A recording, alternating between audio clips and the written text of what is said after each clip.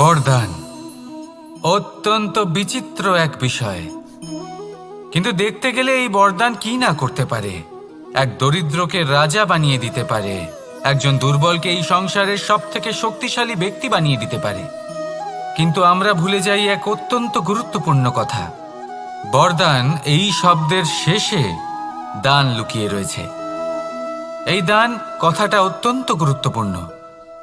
আমাদের মনে রাখা উচিত এই বরদান আমরা দানে পেয়েছি, আর তাই তার সম্মান করা উচিত, কখনোই অহংকার করা নয়। আর যে ব্যক্তি বরদান পেয়ে অহংকার করেন তার যা ক্ষতি হয় তা হলো এই বরদান তার থেকে কেড়ে নেওয়া হয়।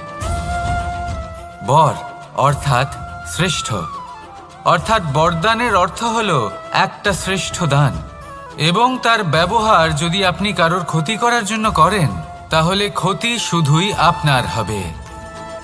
তাহলে এই বরদানের সম্মান করুন, উচিত পথে চলুন, আর উচিত উদ্দেশ্য নিয়ে এর ব্যবহার করুন।